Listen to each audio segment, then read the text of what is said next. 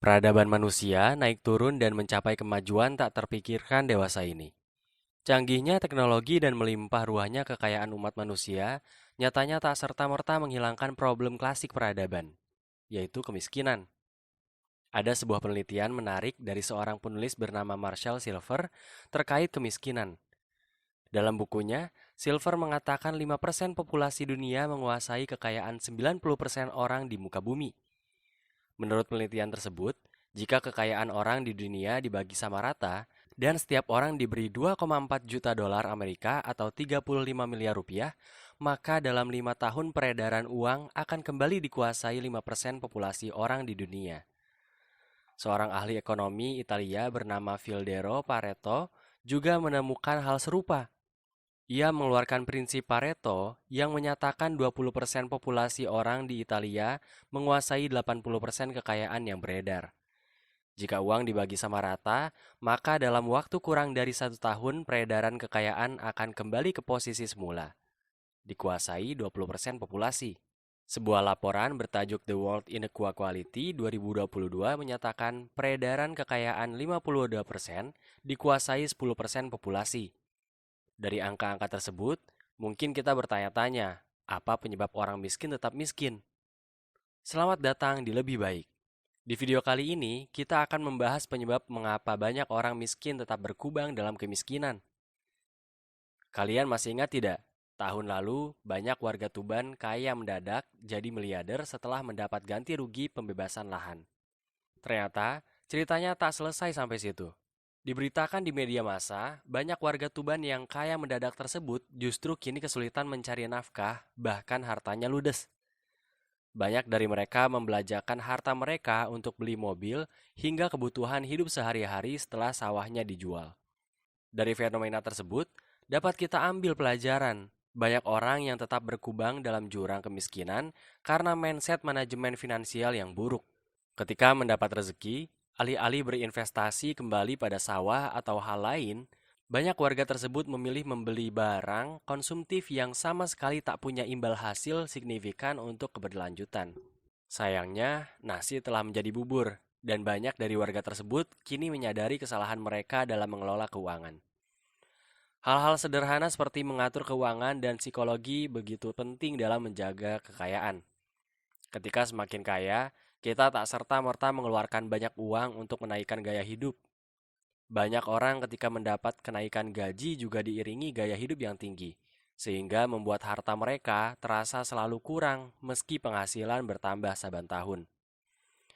Hal lain yang membuat seseorang tetap miskin adalah jebakan kemiskinan.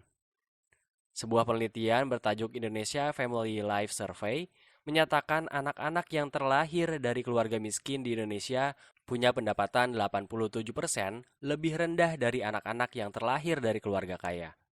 Hematnya, penelitian kuantitatif tersebut menggemukakan anak yang terlahir miskin punya peluang besar tetap miskin setelah dewasa.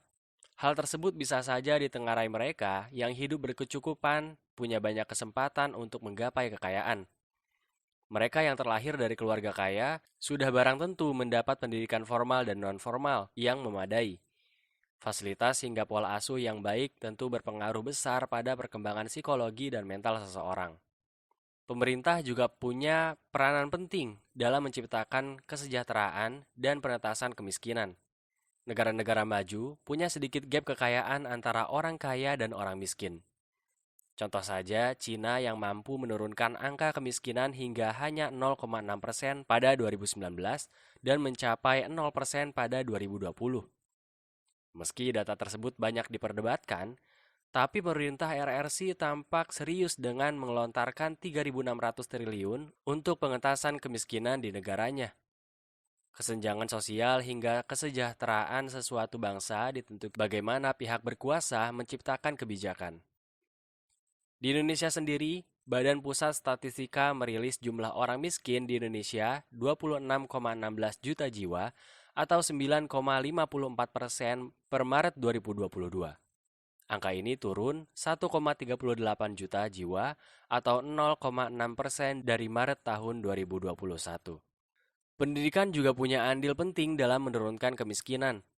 Orang yang kurang mendapat pendidikan cenderung akan berpikir sempit dan tak punya keterampilan yang cukup untuk mengumpulkan kekayaan.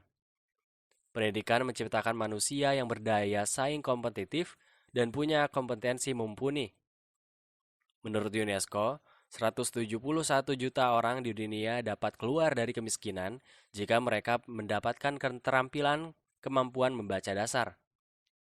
Pendidikan yang baik mampu menciptakan sumber daya manusia berkualitas tinggi yang memberi dampak luas pada ekonomi suatu negara.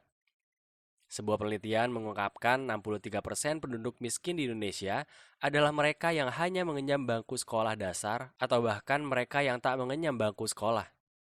Hal tersebut menjadi bukti pendidikan punya korelasi besar dengan kemiskinan. Nah, itulah beragam penyebab orang miskin tetap miskin. Tentu saja, masih ada banyak faktor kompleks dan panjang yang menyebabkan seseorang terus berkubang dalam kemiskinan.